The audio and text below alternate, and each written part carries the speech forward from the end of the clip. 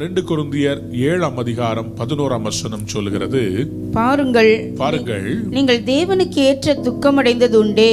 தேவனுக்கு ஏற்ற துக்கம் அடைந்தது உண்டே. அது உங்களிடத்தில் எவ்வளவு ஜாக்கிரதையையும், அந்த துக்கம் உங்களுக்குள்ள ஜாக்கிரதையையும், குற்றம் தீர எவ்வளவு நியாயம் சொல்லுதலையும், குற்றம் தீர எவ்வளவு நியாயம் சொல்லுதலையும், எவ்வளவு வெறுப்பையும், எவ்வளவு பயத்தையும், எவ்வளவு ஆவலையும், எவ்வளவு பக்தி வைராக்கியத்தையும், எவ்வளவு கண்டிப்பையும் உண்டாக்கிற்று.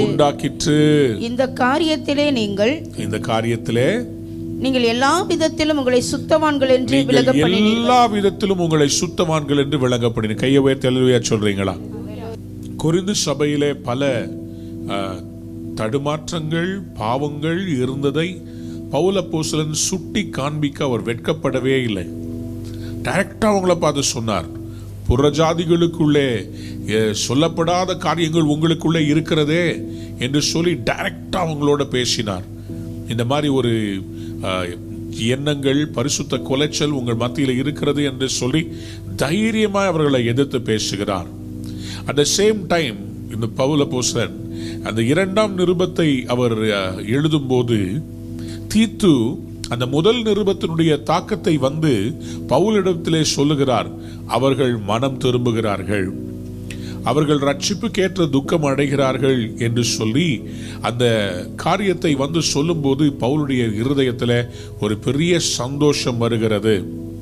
அன்பார்ந்தவருடைய பிள்ளைகளே, இந்த மனம் திரும்புவதற்கேதுவான துக்கம் நம்முடைய வாழ்க்கையிலே என்ன காரியங்களை கொண்டு வருகிறது? அதுதான் இந்த 11ஆம் வசனத்தில் அவர் எக்ஸ்பிளைன் பண்ணி சொல்றார். பாருங்கள், நீங்கள் தேவனுக்கேற்ற துக்கம் அடைந்தது உண்டே. நேற்று தினத்தில் நம்ம வாசித்து முடித்தோம். உலகத்தினுடைய லௌகீக துக்கமோ மரணத்தை உண்டாக்குகிறது. லௌகீக துக்கம் என்றால் என்ன? என்கிட்ட 10 பவுன் தான் இருக்குது, எனக்கு ஒரு 50 பவுன் இருந்தால் நல்லா இருக்கும், எனக்கு சின்ன வீடா இருக்குது, எனக்கு பெரிய வீடா இருந்தா நல்லா இருக்கும். லௌகீக கவலைகள். எனக்கு அன்பார்ந்தவருடைய பிள்ளைகளே, கர்த்தர் நமக்கு நம்முடைய வாஞ்சைகளை நிறைவேற்றுவார். சொல்லுங்க அல்லேலூயா. போதும் என்கிற அந்த மனது இல்லாமல் இன்னும் எனக்கு வேணும், அது வேணும், இது வேணும்னு சொல்லி உலக பிரகாரமா நம்ம லௌகீக துக்கங்கள், சில பேருக்கு அவருடைய இச்சைகளை நிறைவேற்ற வேண்டும் என்று சொல்லி அவர்களுக்கு அந்த துக்கங்கள் இருக்கிறது.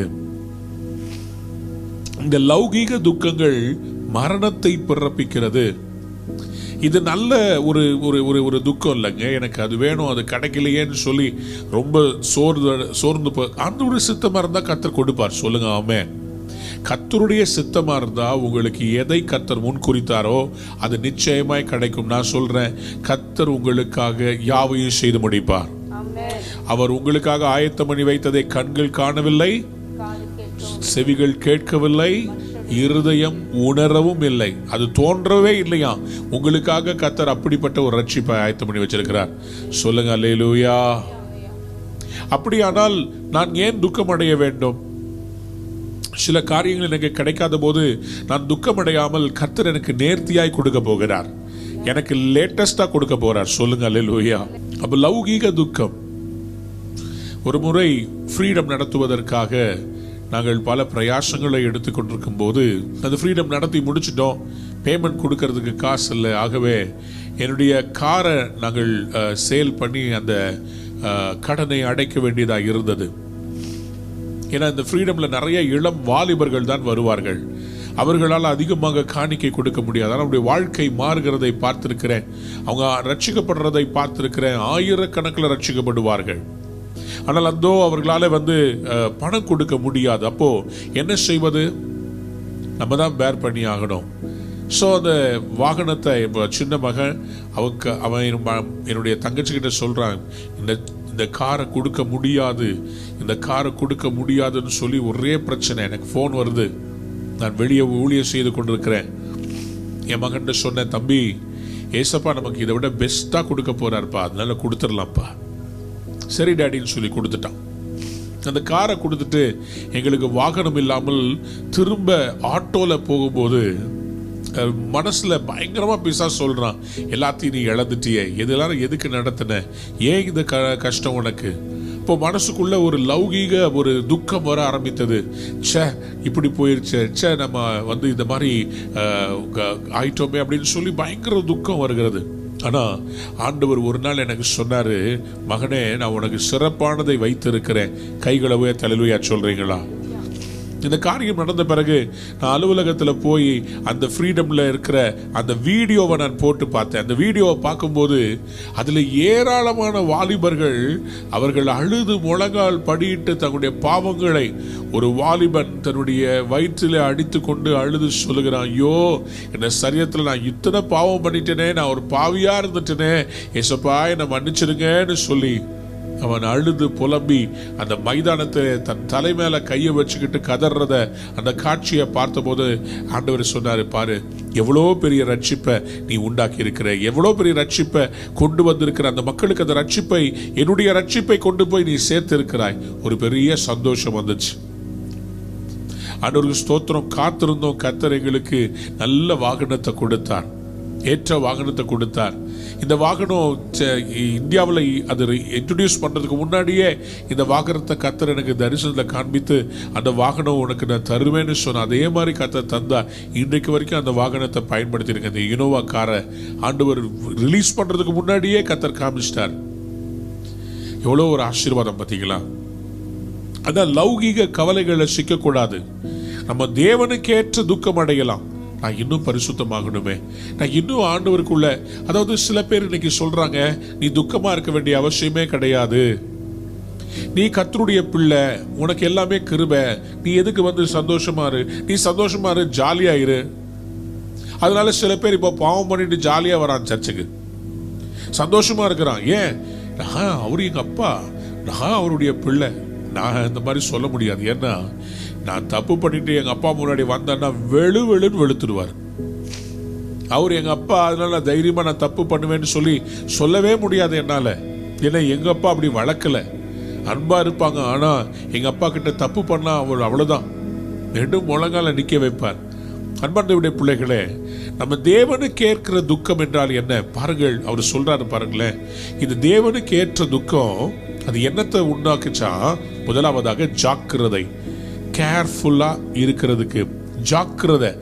அந்த தேவனை கேட்க துக்கம் வரும்போது நம்ம ஒரு நாளும் நம்ம ஜாக்கிரதை இல்லாமல் எதையுமே செய்ய மாட்டோம். ஏன்னா நமக்குள்ள ஆண்டவரை பிரியப்படுத்தணும், ஆண்டவருக்கு விரோதமான காரியம் செய்யக்கூடாதுன்னும் போது யார்கிட்ட பேசினாலும், எதை செய்தாலும், எந்த காசை தொட்டாலும் நமக்குள்ள ஒரு பயம் இருக்கும்.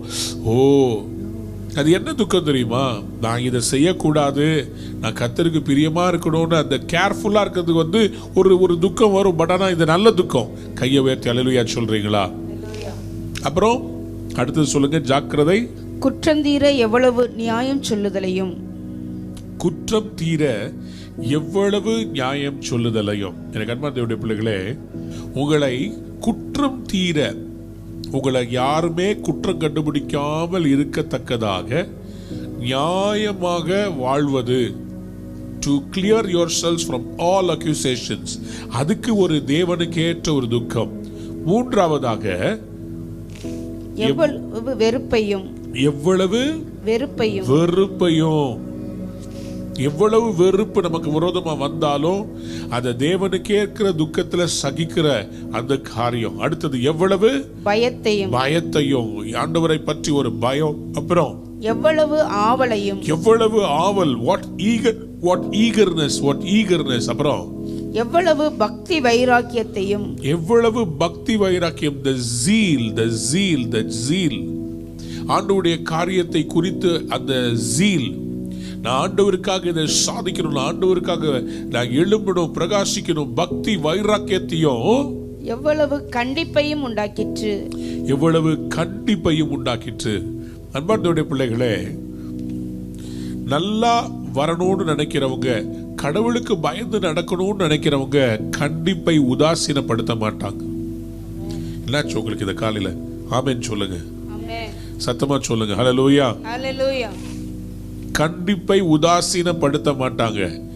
யாருங்க கண்டிப்பை உதாசீனப்படுத்த மாட்டாங்க? தேவனுக்கு ஏற்கும் துக்கம் உடையவர்கள் கண்டிப்பை உதாசீனப்படுத்த மாட்டாங்க. பவுல் இந்த கொரிந்து சபையை பார்த்து சொல்றாரு, தேவனுக்கு ஏற்கிற துக்கம், what should it produce in you? These are the things it will produce into you. உங்களிடத்துல இது எல்லாம். அதுக்கப்புறமா அவர் சொல்றாரு பாருங்களேன், இந்த தேவனுக்கு ஏற்கிற துக்கம், இந்த பயம், இந்த கண்டிப்பு, இந்த ஆவல், இந்த வெறுப்பு, அதாவது உலகத்தை வெறுக்கிற அந்த வெறுப்பு, அப்புறம் பக்தி வைராக்கியம், கண்டிப்பு, இதையெல்லாம் உங்களுக்குள்ள உண்டாக்கிட்டான். கையை உயர்த்தி அல்லேலூயா சொல்றீங்களா? சத்தமா அல்லேலூயா சொல்றீங்களா? அருமையான அன்பு சகோதரர் சாம் ஜெபத்துரை அவர்கள் என்னுடைய ஆவிக்குரிய தகப்பன். என்னை நல்ல முறையிலே அவர் வளர்த்தார்.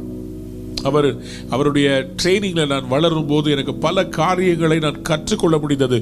ஊழியம் என்றால் என்ன? அவருடைய சரீரத்தில் பலவீனம் இருக்கும், ஆனாலும் தன் ஊழியத்தை ஒரு நாளும் அவர் செய்யாமல் இருக்கவே மாட்டார். கை கால் விழுந்து போனது அவருடைய கை கால், ஆனாலும் அவர் கர்த்தருக்காக எழும்புவேன் என்று சொல்லி அவர் வைராக்கியமா எழுத கர்த்தர் அவரை சுகமாக்கிட்டார். என் கண் கூட நான் பார்த்தேன்.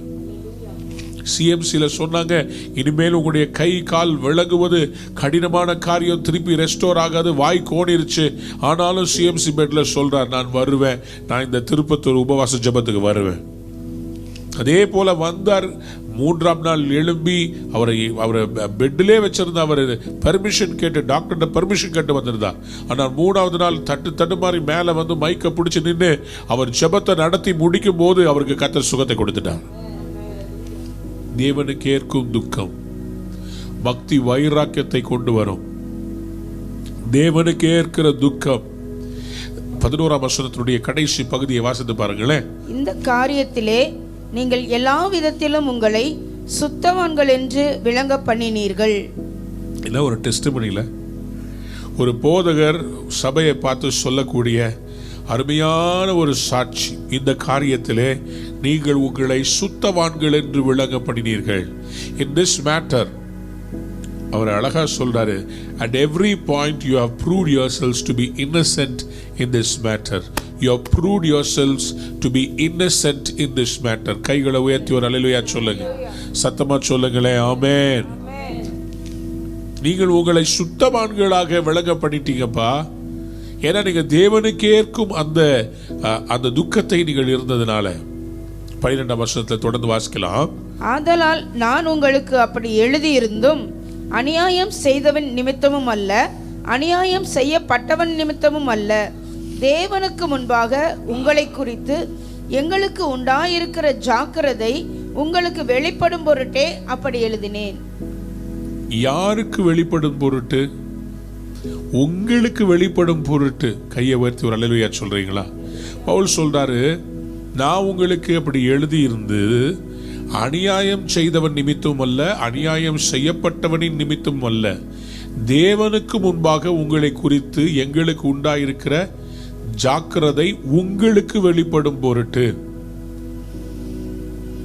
தேவனுக்கு முன்பாக உங்களை குறித்து எங்களுக்கு உண்டாயிருக்கிற ஜாக்கிரதை. பவுல் சொல்றாரு, உங்களை பத்தி எங்களுக்கு உண்டாயிருக்கிற, we are so careful about you, not because of some wrongdoer. தப்பு செய்யறவனுக்காக இல்லைங்க, தப்பு செய்ய வைத்தவனுக்காக இல்ல. நாங்க உங்களை குறித்து ஜாக்கிரதை உள்ளவர்களாக எங்களுடைய அந்த ஜாக்கிரதையை உங்களுக்கு வெளிப்படுத்தும் பொருட்டு நான் எழுதினேன். கையை உயர்த்தி அல்லேலூயா சொல்றீங்களா? பவுல் அழகா எழுதுகிறவர். அவருடைய எழுத்துக்களில் அழகா இவங்ககிட்ட பேசி அவங்களை எல்லாத்தையும் சம்மதிக்க வச்சிருவார். அவங்களுக்கு ஆண்டவரை பற்றி அழகா எடுத்து சொல்லிடுவார். அவர் சொல்றாரு பாருங்களேன், அநியாயம் செய்கிறவன் நிமித்தம் அல்ல, அநியாயம் செய்யப்பட்டவனின் நிமித்தமும் அல்ல, தேவனுக்கு முன்பாக. யாருக்கு முன்பாக? மனுஷருக்கு முன்பாக அல்ல, மனுஷனுடைய சட்ட திட்டங்களுக்கு முன்பாக அல்ல, தேவனுக்கு முன்பாக. கையை வைத்து அல்லேலூயா சொல்றீங்களா? ஒரு ஊழியம் செய்யும் போது, ஒரு சபையை நடத்தும் போது, அல்லது குடும்பத்தின் தலைவராக இருக்கும் போது, தேவனுக்கு முன்பாக உங்களுக்கு கொடுக்கப்பட்ட பொறுப்பை ஜாக்கிரதையாய் நீங்கள் செய்ய வேண்டும். Are you careful? Are you careful as a leader? Are you careful as the head of the family? Are you careful about how you reveal yourself to your people that you lead? நீங்கள் உங்களை வழிநடத்துகிறவர்களுக்கு எப்படியாக உங்களை வெளிப்படுத்துகிறீர்கள்?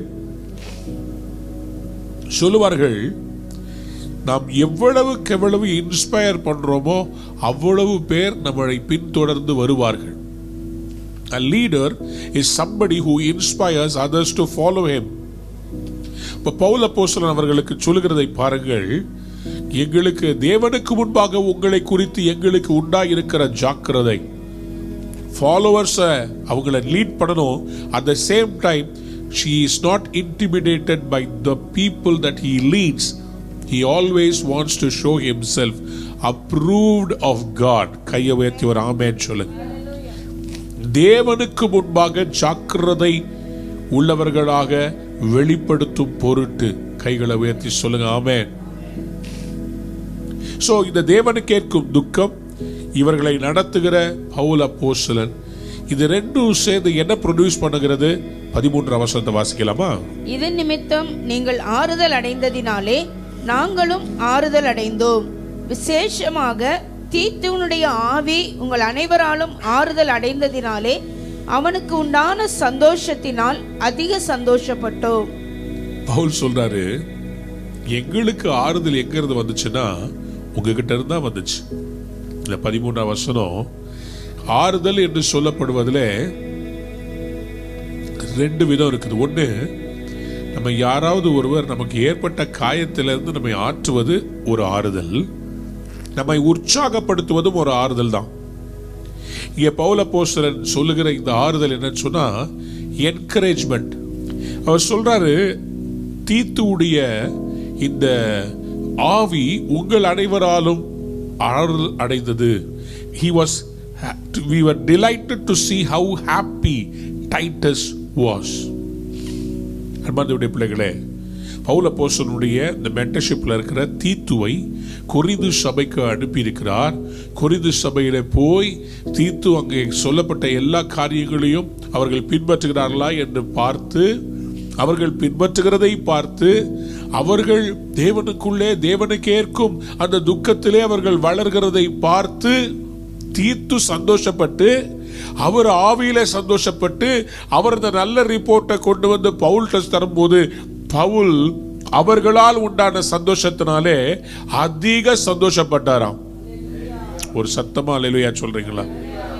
உங்க பிள்ளை நல்லா படிக்கிறான் sir சொல்லி உங்க டீச்சர் உங்க பிள்ளைய பத்தி பெருமையா சொல்லும் போது சந்தோஷப்படுவீங்களா மாட்டீங்களா?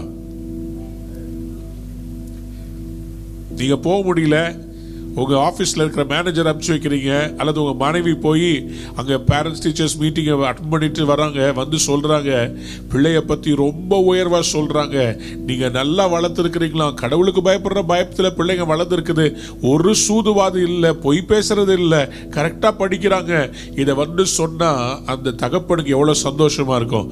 அந்த தகப்பன் இதயத்தை அங்க பவுல் வெளிப்படுத்துறத பாருங்க. ஒரு அல்லேலூயா சொல்றீங்களா? எத்தனை பேர் இன்னைக்கு மற்றவர்களுக்கு சந்தோஷத்தை கொடுக்க போறீங்க? மற்றவங்களுக்கு என்கரேஜ்மெண்ட்டை கொடுக்கணும்னு சொன்னா நீங்க நல்லா கரெக்டா கர்த்தருக்குள்ள நடந்தீங்கன்னாவே போதும். உங்களை நடத்துகிற ஆவிக்குரிய தேவனுடைய பிள்ளைகள், உங்களை நடத்துகிற உங்களுடைய தகப்பன்மாருடைய இருதயத்தை குளிரப்படுவீர்கள். ஆகவே அந்த ஊழியர்கள் அநேக நாட்கள் உயிர் வாழ்வார்கள். ஊழியர்களுக்கு என்கரேஜ்மெண்ட் எப்படின்னு தெரியுமா? என் சபை கர்த்தருடைய வார்த்தைக்கு கீழ்ப்படிந்து நடக்கிறது, என் சபை கர்த்தர் சொல்லுகிற காரியத்திற்கு பயந்து நடக்கிறது, என் சபை கர்த்தருக்கு உகந்த வாழ்க்கையை வாழ்கிறது. இதை பார்க்கும்போது தான் ஒரு ஊழியக்காரருக்கு சந்தோஷமே வருகிறது. எனக்கு அன்பார்ந்தவருடைய பிள்ளைகளே, தீத்து கொண்டு வந்த அந்த ஆறுதல், அந்த என்கரேஜ்மெண்ட்டை பாருங்களேன். தீத்துவை என்கரேஜ் பண்ணது யாரு? கொரிந்து சபை. தீத்து வந்து இந்த என்கரேஜ்மெண்ட்டை அடைஞ்சு சந்தோஷம் அடைந்து பவுல்கிட்ட சொல்லும் போது யார் சந்தோஷப்பட்டது, யார் என்கரேஜ்மெண்ட் அடைந்தது? பவுல். 3 பேர் இப்ப என்கரேஜ் ஆயிட்டாங்க. ஒரு அல்லேலூயா சொல்றீங்களா? ஒரு கூட்டத்தாருடைய கீழ்ப்பிடிதல் 3 பேரை என்கரேஜ் பண்ணிருச்சு. செய்தியை கொண்டு வந்தவரை, செய்தியை வாங்கினவங்களை, அதன்படி நடந்தவங்களை, செய்தியை கொடுத்தவங்களை, 3 பேரை இந்த என்கரேஜ்மெண்ட். இதுதான் தேவனுக்கு ஏற்கும் அந்த துக்கம் செய்த மாற்றம். தேவனுக்கு ஏற்கும் துக்கம் கொண்டு வந்த மாற்றம் ஒரு பெரிய ஆறுதல். சொல்லுங்க அல்லேலூயா. எனக்கு அன்பார்ந்தவருடைய பிள்ளைகளை, இன்னைக்கு உங்களுடைய வாழ்க்கையில ஒரு ஆறுதல் கடந்து வரப்போகிறது. There is going to be a great encouragement that is going to come. உங்களுக்கு நல்ல செய்திகளை கர்த்தர் இந்த ஆண்டு கொடுக்க போகிறார். நீங்கள் தேவன் தருகிற ஆறுதலினாலே சகல சபைகளும் பெருகி வளர்ந்தது என்ற வார்த்தையின்படி கர்த்தர் உங்களுடைய வீட்டையும் உங்களுடைய குடும்பத்தையும் உங்களுடைய சபையையும் இந்த ஆண்டு ஆறுதலில் பெருக பண்ண போகிறார். சொல்லுங்க ஆமென். லௌகீக துக்கத்தினால் அல்ல, தேவனுக்கு ஏற்கும் துக்கத்திலே சபை மனம் திரும்பும் போது. பவுல் கண்டிக்க வேண்டிய இடத்துல கண்டிக்கிறது கரெக்ட் தான். ஆனால் சேம் டைம் அவங்கள என்கரேஜ் பண்றதுக்கும் மெச்சிக்கொள்றதுக்கும் புகழ்ச்சியாய் பேசுவதற்கும் அவர் தயங்கினது இல்லை. அடுத்த வசனத்தை வாசிக்க விளக்கம். நான் என்ன சொல்ல வர்றேன்றதை நீங்க விளங்கிக் கொள்வீர்கள்.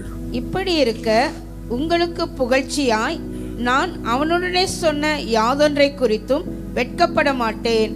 நாங்கள் சகலத்தையும் உங்களுக்கு சத்தியமாய் சொன்னது போல தீத்துவுடனே நாங்கள் உங்களுக்கு புகழ்ச்சியாய் சொன்னதும் சத்தியமாக விளங்கிற்றே. சொல்லுங்க அல்லேலூயா. சத்தமா அல்லேலூயா சொல்றீங்களா? இப்படி இருக்க உங்களுக்கு புகழ்ச்சியாய் நான் அவனுடனே சொன்ன யாதொன்றை குறித்தும் வெட்கப்பட மாட்டேன். நான் சொன்னதுக்காக வெட்கப்பட மாட்டேன். உங்களுக்கு புகழ்ச்சியாய். ரொம்ப அழகா அவர் சொல்றத பார்க்க முடிகிறது. I had boasted to him about you and you have not embarrassed me. தீத்து அனுப்புறதுக்கு முன்னாடி கொரிந்து சபையை பத்தி ஒரு பயங்கரமா பில்டப் கொடுத்திருக்கிறார். கொரிந்து சபை இருக்கிறாங்கல்ல, வல்லமையான சபை, விழித்திருக்கிற சபை, எப்போதுமே கர்த்தருக்காக வைராக்கியமான சபைன்னு சொல்லி பயங்கரமா பில்டப் கொடுத்திருக்கிறார்.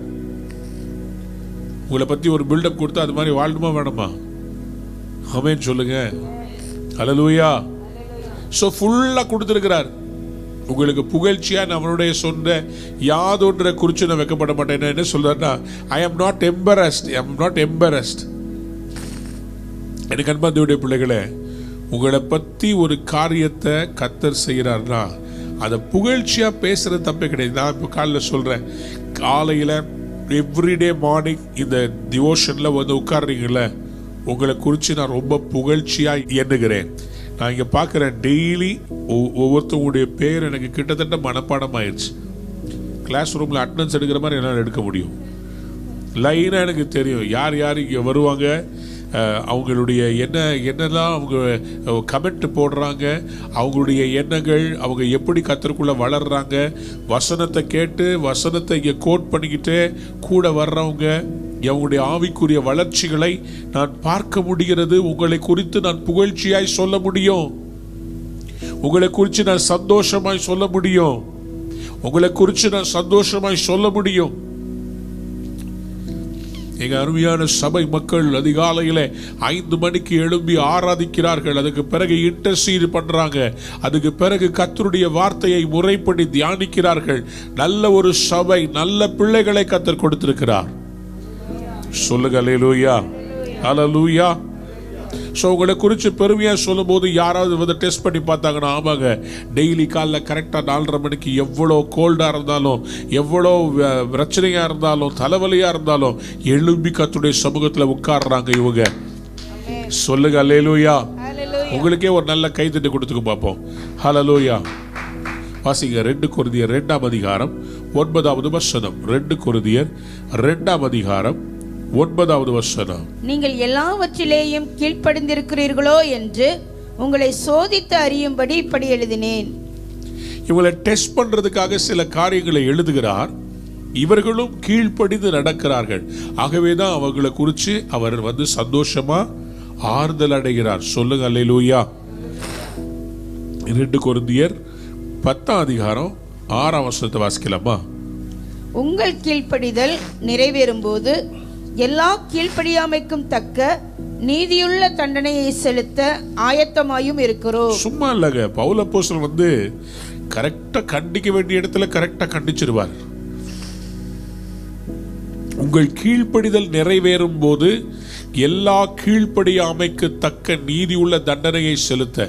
கீழ்ப்படிதலை ஒழுங்கா பின்பற்றவங்களுக்கு மெச்சிக்கொள்ளுதல், கீழ்ப்படியாமையை பின்பற்றாமல் இருக்கிறவர்களுக்கு நீதி உள்ள தண்டனையை செலுத்த ஆயத்தமாயும் இருக்கிறோம். நிறைய பேருக்கு சபையில தண்டனை பிடிக்கிறதே கிடையாது. பவுல் ஆனா சபையில கிருபையை பத்தி பேசின அதே பவுல் சில பேரை சபையை விட்டு தள்ளி வைக்க சொல்றார். இம்மனையும் பிலாத்தும் யாருங்க? அரிப்பிளவையை போல இருக்கிறாங்க என்றார். தேமா இவங்களை விட்டு பின்வாங்கி போனவர். சில பேர் அந்த மாதிரி சபையில விபச்சாரம் பாவம் பண்ணிக்கிட்டு இருக்கிறவங்கள பார்த்து பவுல் சொல்றாரு, நீ அவனை சபையிலிருந்து விலக்கி வை, அவனை உள்ள பொறுப்புல நிக்க வச்சுக்கிட்டு இருக்காத, அவங்கள விலக்கி வைன்னு சொல்லி அவர் நீதி உள்ள தண்டனையை அவர் செலுத்த ஆயத்தமாக இருந்தார். ஐயோ, அவங்க என்ன நினைப்பாங்க? ஒரு தவறான வாழ்க்கை வாழ்றவங்க கையில ராபோஜனத்தை கொடுத்து சபையில எடுக்க அல்லது கொடுக்க எப்படி நம்ம அலோவ் பண்ண முடியும்? தவறானவர் என்பதை தெரிந்து அவர் நன்றாக காணிக்கை கொடுப்பவர் என்பதனாலே அவருடைய தப்பிதங்களை தட்டி கேட்காமல் அவருக்கு நம்ம ஒத்து போக முடியாது. கர்த்தருக்காக ஒரு ஸ்டாண்ட் எடுத்தாகணும். கையை உயர்த்தி ஒரு அல்லேலூயா சொல்றீங்களா? we have to take a stand. நேற்று இரவு நான் ஒரு செய்தியை பேசி கொண்டிருந்தேன். தரித்து நில்லுங்கள், கர்த்தருக்காக நில்லுங்கள். Take a stand. The church has to take a stand. 1 தீமோத்தேயு 1:20 நீங்கள் வாசித்து பார்ப்பீர்கள் என்று சொன்னால், நீதியுள்ள தண்டனையை குறித்து நான் சொல்லுகிற போது நான் சும்மா சொல்லலங்க. பவுல் எப்படி கண்டிப்பா இருந்தால், இவங்க ரெண்டு பேரை சொல்றாரு பாருங்க. இமனையும் அலெக்சாந்தரும் அப்படிப்பட்டவர்கள். என்ன பண்ணாங்களாம்? முந்தின வசனத்துல விசுவாசமாகிய கப்பலை சேதப்படுத்தினார்கள். எப்படி சேதப்படுத்தினாங்க? நல் மனசாட்சியை தள்ளிவிட்டு, நல்ல மனசாட்சியை தள்ளி விட்டுட்டு விசுவாசமாகிய கப்பலை சேதப்படுத்திட்டாங்க. சர்ச்சில் இருக்கிற விசுவாசத்தையே கெடுத்து விட்டுட்டாங்க. அதெல்லாம் நடக்காது. சும்மா போய் சொல்றாரு பாஸ்டர். விசுவாசத்தை கெடுத்தா பயங்கரமான கோபாக்கினை வரும். இந்த சபையில கஷ்டப்பட்டு ஜனங்களை விசுவாசத்துக்குள்ள வளர்த்து வரும்போது அந்த விசுவாசத்தை கெடுக்கிறதுக்கு யாராவது எழும்புனாங்கன்னா என்ன நடக்கும்? 1 தீமோத்தேயு 1:20 சொல்கிறது, அவர்கள் தூஷியாதபடி சிட்சிக்கப்பட அவர்களை சாத்தானிடத்தில் ஒப்பு கொடுத்தேன்.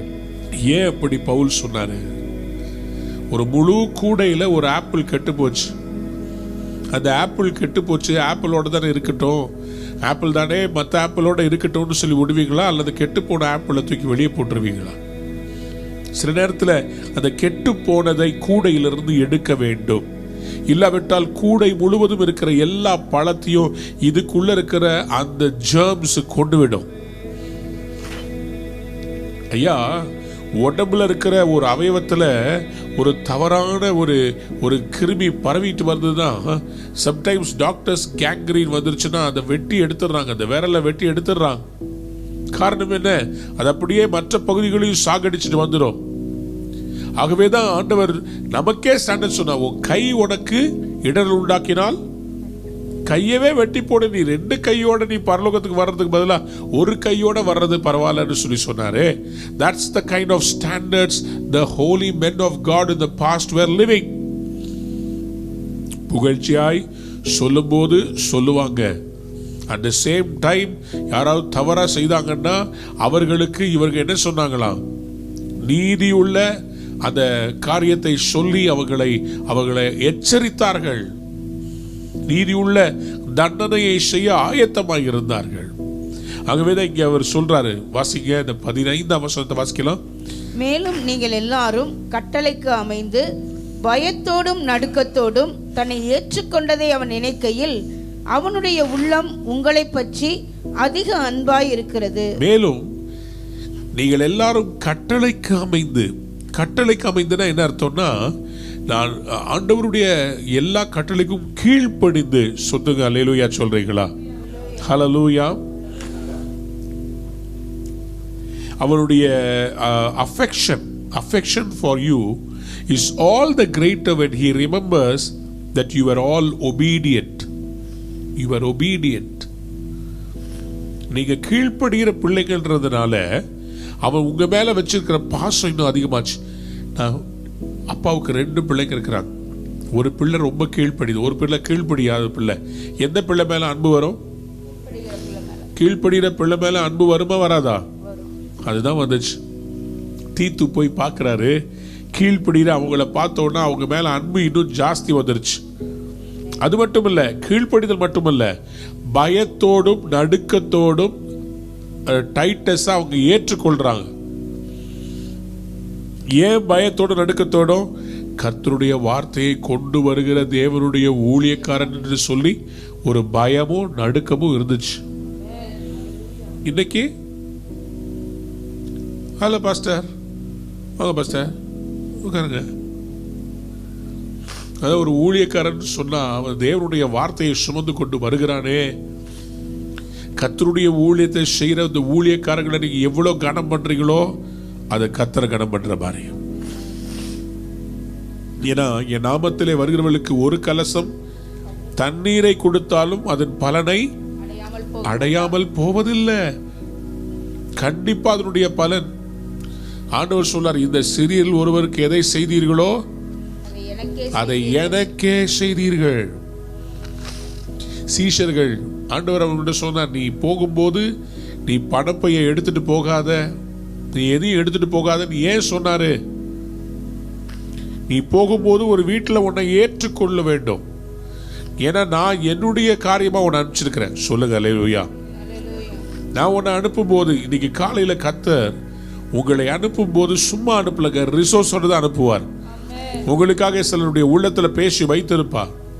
ஒவ்வொரு நாளும் இந்த கூட்டத்தை நடத்தி கொண்டு நாங்கள் போகிறோமே, எந்த ஒரு பணமோ எந்த ஒரு காரியமோ நாங்கள் எடுத்து வைத்துக் கொண்டு பிரயாணத்தை ஆரம்பமில்லை. விசுவாசத்தில் ஆரம்பிக்கிற ஒவ்வொரு நாளும் கர்த்தர் அற்புதமாய் நடத்துகிறார். லூக்கா 10ஆம் அதிகாரம் 4ஆம் வசனத்துல, பணப்பையையும் சாமான் பையையும் பாதரட்சியும் கொண்டு போக வேண்டாம், வழியிலே ஒருவரையும் வினவும் வேண்டாம், ஒரு வீட்டில் பிரவேசிக்கிற போது அந்த வீட்டுக்கு சமாதானம் உண்டாவதாக என்று சொல்லுங்கள். முதலாவது சொல்லுங்கள். அப்ப என்ன அர்த்தம்? எதையும் எடுத்துட்டு போகாதீங்க. ஒரு வீட்டுக்கு போய் நீங்க பிளஸ் பண்ணுங்க, அந்த வீடு ஆசீர்வாதமாகும், அவங்க உங்களை ஆசீர்வதிப்பாங்க. சொல்லுங்க அல்லேலூயா. இதுதான் ஆண்டவருடைய கோல்டன் பிரின்சிபல். சோ இதை தீத்து போய் பார்க்கிறாரு. தீத்து அவங்க அவ்வளோ பயபக்தியா ஏற்று அவர் நான் விசுவாசிக்கிறேன், கண்டிப்பா தீத்து அவங்க நல்ல இடத்த தங்க வச்சிருப்பாங்க, நல்ல சாப்பாடு கொடுத்திருப்பாங்க, நல்ல விதத்தில் கவனிச்சிருப்பாங்க. ஆண்டவர் எங்களுக்கு சொன்னாரு பவுலப்போஸ்தலர் மூலமா இப்படியெல்லாம் நாங்கள் பரிசுத்தமாக வாழணும்னு சொல்லி அதை கேட்டு நாங்கள் எல்லாம் பரிசுத்தமாக இப்போ வாழ்கிறோம். அதை பார்த்த உடனே தீத்துவுக்கு பயங்கர சந்தோஷம் ஆயிடுச்சு. அவங்க மேலே இன்னும் அன்பு வந்துருச்சு. ஏன்னா அந்த கொரிந்து சபையை பற்றி ஓயாமல் இவர் பேசிக்கிட்டே இருப்பார் பவுல். கொரிந்து சபை பயங்கர வல்லமையான சபை, ரொம்ப அற்புதமான சபை, நல்ல கீழ்ப்படுகிற சபை. தீத்து அதை கேட்டு கேட்டு ஒரு வேலை கொஞ்சம் டென்ஷனாக இருப்பார். ஏன்னா அவர் கொரிந்து பட்டணத்தை சேர்ந்தவர் இல்லை. அவங்க விசிட்டிங் வர்ற இந்த அசிஸ்டன்ட் பாஸ்டர் பார்க்குறாரு, பார்த்தா எல்லாம் பயங்கர கீழ்ப்படினாங்க. சொல்றாரு, எனக்கே அவங்க மேலே பயங்கர அன்பு வந்துருச்சு. அவங்க அவ்வளோ கீழ்ப்படிதலாக இருக்கிறாங்க, அவ்வளோ உண்மையாக நடக்கிறாங்க. தீத்துவுக்கு அவ்வளோ சந்தோஷம் வந்துருச்சு. அதை கேள்விப்பட்ட பவுலப்போஸ்தலருக்கு இன்னும் சந்தோஷம் ஆயிடுச்சு. சொல்லுங்க அல்லேலூயா. அங்கேதான் 16ஆம் வசனத்தை சொல்றாரு, ஆகையால் எல்லா விதத்திலும் உங்களை குறித்து எனக்கு திட நம்பிக்கை உண்டாயிருக்கிறது என்று, இப்போ எனக்கு திட நம்பிக்கை உண்டாயிருக்கிறது என்று சந்தோஷப்படுகிறேன். சத்தமா ஒரு அல்லேலூயா சொல்றீங்களா? இந்த நம்பிக்கையை உங்கள் வீட்டுக்கு, உங்கள் குடும்பத்துக்கு, உங்க தலைமைத்துவத்துக்கு, உங்கள் போதகருக்கு நீங்கள் கொடுக்க முடியுமா? Can you give this confidence to the people whom you serve? Can you give this confidence to the God whom you serve? ஆகையால் எல்லா விதத்திலும் உங்களை குறித்து எனக்கு திட நம்பிக்கை உண்டாயிருக்கிறது என்று சந்தோஷப்படுகிறேன். When Paul hears the good report to Titus, this is what he has to say to the Corinthian church. He says, I am glad I can have complete confidence in you. என் கர்மத்துடைய பிள்ளைகளே, ஒரு பெரிய ஒரு டீமாக நாங்கள் எல்லா இடத்துக்கும் பிரயாணப்பட்டு கொண்டு வருகிறோம். ஒவ்வொருவருக்கும் வேலை பிரித்து கொடுக்கப்பட்டிருக்கிறது. ஜெபம் நடத்துவதற்கு, ஜெபத்துக்கான அந்த குறிப்புகளை எடுப்பதற்கு, கேமரா எடுப்பதற்கு, எடுத்த வீடியோஸை இரவு ஃபுல்லாக எடிட் பண்ணி அதை ப்ரொமோவாக உருவாக்குவதற்கு, வாகனம் ஓட்டுவதற்கு, எல்லாவற்றிற்கும் வேலைகள் பிரிக்கப்பட்டிருக்கிறது. யாரும் ஒருத்தொருத்தையும் இதை பண்ணி செய்தாகணும்னு சொல்ல வேண்டிய அவசியம் இல்லை. அதிகாலையில் எழும்பி எல்லாத்தையும் ரெடி பண்ணி வைக்கிறாங்க. நம்ம உட்காந்து உங்களோட கூட பேசி கொண்டு சொன்னால் இதுக்கு முன்னாடி அவங்க வேலை செய்ய வேண்டியதாக இருக்கு. இதையெல்லாம் பார்க்கும்போது முதல்ல ஆதி காலத்தில் நானே எல்லாத்தையும் மைக்ரோ மேனேஜ் பண்ணுவேன்.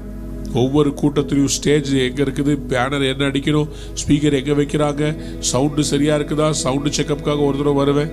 இப்போ அப்படி வர்றதில்லை. ஏன்? என் டீமை குடிச்சு எனக்கு ஒரு திட நம்பிக்கை வந்து விட்டது. அவங்க எல்லாம் பார்த்துக்குவாங்க. எனக்கு அன்பார்ந்தவருடைய பிள்ளைகளை, திட நம்பிக்கை, அந்த திட நம்பிக்கை கொண்டு வரும்போது அது பெரிய சந்தோஷத்தை கொண்டு வருகிறது. எத்தனை பேர் ஆமென் சொல்ல விரும்புறீங்க? சொல்லுங்க அல்லேலூயா. இந்த காலை வேளையில கர்த்தர் உங்களோடு கூட பேசி இருக்கிறார். உங்களுக்காக நான் ஜெபித்து ஆசீர்வதிக்கிறேன். அப்பா, இந்த காலை வேளையிலே இந்த தியானத்திலே எங்களோடு இணைந்த தேவ பிள்ளைகள் ஒவ்வொருவருக்காகவும் நன்றி செலுத்துகிறப்பா. அப்பா, அவர்கள் தற்செயலா இன்னைக்கு பார்க்கலப்பா, கர்த்தர் தான் இந்த நிகழ்ச்சியை, இந்த ஆராதனையில கலந்து கொள்ள கிருபை செய்தேன். இப்பொழுதும் அவர்கள் ஒவ்வொருவரையும் நான் மனதார ஆசீர்வதிக்கிறேன். ஆண்டவரே, இந்த நாளிலே நீங்க வார்த்தைகளை 2 கொரிந்தியர் 7ஆம் அதிகாரத்திலே சொன்னது போல ஆண்டவரே ஆறுதல் அடையட்டும்பா. உங்களுடைய பிள்ளைகளுடைய குடும்பம் ஆறுதல் அடையட்டும், உங்களுடைய வீடு ஆறுதல் அடையட்டும். Lord, let there be encouragement all around. Let there be great testimony about your children, Lord. கர்த்தரால் புகழப்பட்டவனே பாக்கியவான் என்று எழுதப்பட்டிருக்கிறபடி ஆண்டவரே, பவுல் அப்போஸ்தலன் கொரிந்து சபையை குறித்து மெச்சிக் கொண்டது போல, தீத்து கொரிந்து சபையினாலே சந்தோஷப்பட்டது போல, உங்களுடைய பிள்ளைகள் நிமித்தமாய் இவளை சுற்றி இருக்கிற எல்லாரும் சந்தோஷம் அடைய கர்த்தர் மன மகிழ்ச்சியினால் உங்களுடைய பிள்ளைகளை தாங்குவீராக, ஆசீர்வதிப்பீராக. ஆண்டவரே, பாடம் படிக்கிற சிறு பிள்ளைகளுக்காக ஜெபிக்கிறப்பா. ஆன்லைன் கிளாஸ்ல ரொம்ப கஷ்டப்படுறாங்கப்பா. சீக்கிரமா இந்த கொரோனாவினுடைய தாக்கத்தை கர்த்தர் நீர் வலுவிளக்க செய்து இந்த பிள்ளைகள் ஸ்கூலுக்கு திரும்பி நல்லபடியாய் போய் படிக்க கிருபை தாரும். விசேஷமாய் 10th +1 +2 எழுதுகிற ஒவ்வொரு பிள்ளைகளுக்காக ஜெபிக்கிறேன். நல்ல பாடத்தில் கவனத்தை தாங்கப்பா. கவனச்சிதைவு ஏற்படாமல் கவனத்தோடு படித்து தங்கள் வாழ்க்கை, தங்கள் எதிர்காலம் என்று சொல்லி கேர்ஃபுல்லா நடக்க கர்த்தர் கிருபை தாருங்கப்பா. ஆண்டவரே, இந்த நாளிலே கடன் பிரச்சனையோடு இருக்கிறவர்களுக்கு ஜெபிக்கிறேன். கர்த்தர் கடனை மாற்றி போட்டவர்களுக்கு அற்புதம் செய்வீராக. இயேசுவின் நாமத்திலே சாந்தகுமார் என்கிற பெயரை நான் பார்க்கிறேன். சாந்தகுமார், கர்த்தர் உங்களுக்கு அற்புதம் செய்வார். இயேசுவின் நாமத்தினாலே கர்த்தர் உங்களுக்காக சீக்கிரத்தில் ஒரு திருப்பு முனையை கொண்டு வர போகிறார். Thank you Jesus. உடைய வலது பக்கத்தில் உடைய முதுகுல ஒரு வலி ஒன்று இருக்கிறது. சென்டர்ல இரவு நீங்க சரியா தூங்க முடியல, மூச்சு பிடிப்பு மாதிரி பிடிச்ச ஒரு கேட்ச் மாதிரி இருக்குது.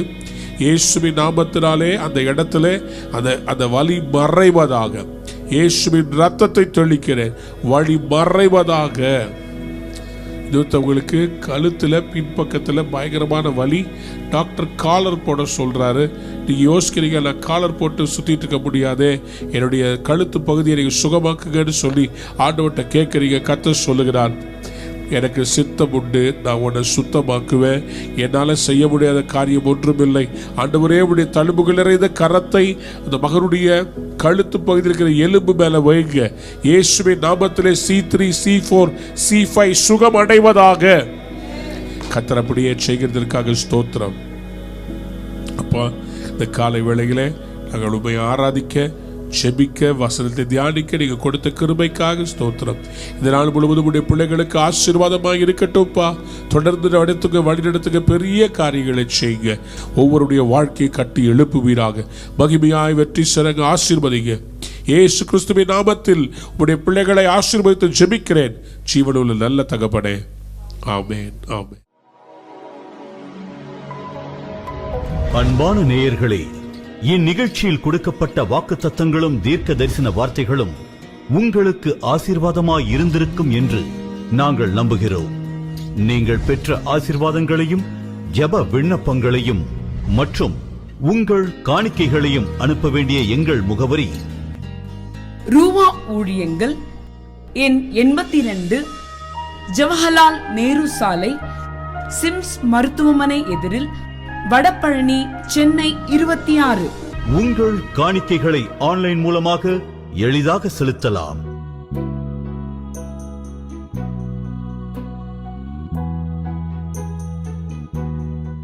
எங்கள் இணையதள முகவரி www.ruhaministries.org.